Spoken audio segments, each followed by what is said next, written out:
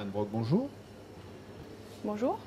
Alors, nous allons parler du projet VIST. Alors, Oui. est-ce que VIST, ça veut dire quelque chose ou c'est un nom comme ça? Alors, ça veut dire Empowering Spatial Thinking of Visually Impaired People. Donc, c'est les titres anglais, puisqu'il s'agit d'un projet européen. Donc, c'est un projet financé par l'Union européenne dans le cadre des projets Erasmus+. Et donc, sur ce projet, nous collaborons avec plusieurs institutions. Il y a l'Université nationale et technique d'Athènes qui est porteur du projet. Il y a donc nous chez INRIA Bordeaux. Puis il y a une entreprise Intrasoft, 2 écoles pour personnes déficientes visuelles, une en Roumanie et une en Grèce. Et puis finalement, il y a aussi un institut pour former les professeurs en Roumanie. Alors, on est dans le cadre de la déficience visuelle et au niveau technologie, on est sur de la réalité augmentée? Oui, c'est ça. Donc nous utilisons un prototype qui s'appelle PapeArt. C'est une technologie qui a été développée auparavant chez INRIA Bordeaux dans l'équipe Potioc.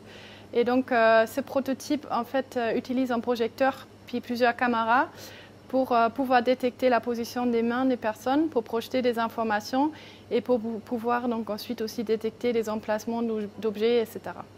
Et donc nous nous sommes basés sur cette technologie pour réaliser le projet.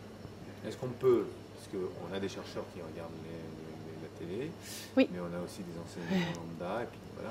Est-ce qu'on peut prendre un exemple concret d'une expérience ou d'un projet particulier qui utilise cette technologie? Oui, donc ces derniers mois, nous avons travaillé avec l'IRSA, c'est l'Institut régional des sourds et aveugles, et notamment le centre Alfred Pérelang à Ambarès. Et donc nous avons collaboré avec des instructrices de locomotion qui travaillent là-bas, ainsi que certains de leurs collègues, pour faire un prototype qui peut être utilisé dans les cours de locomotion. Alors les cours de locomotion, c'est quoi? En fait, c'est des cours spécifiques pour les enfants malvoyants et non-voyants, pour leur permettre d'être autonomes dans les déplacements, pour être en sécurité pendant les déplacements. Et donc, par exemple, ils apprennent à utiliser une canne blanche, mais ils apprennent aussi à explorer des cartes et des modèles qui sont en relief, qui sont tactiles, qu'on peut toucher.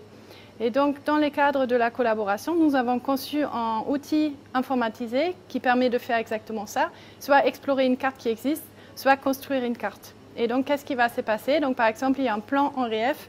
Donc, c'est une carte sur laquelle il y a des structures tactiles, donc les personnes peuvent les toucher.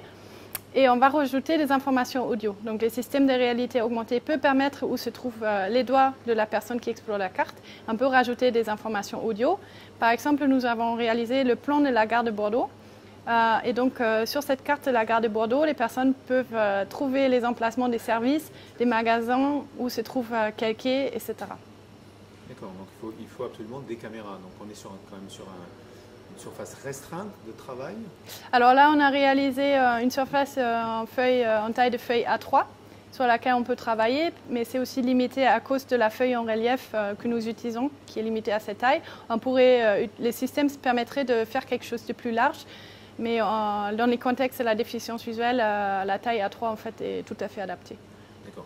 Est-ce qu'on peut, donc là on est dans un travail de recherche, oui. Est-ce qu'on peut imaginer qu'on aille dans le grand public un jour avec ces technologies et concrètement au quotidien pour les déficients visuels, comment ça pourrait se traduire? Alors pour le moment, les systèmes que nous réalisons est quand même destiné aux écoles des déficients visuels, donc notamment l'IRSA, mais aussi les 2 écoles qui sont impliquées dans le projet européen.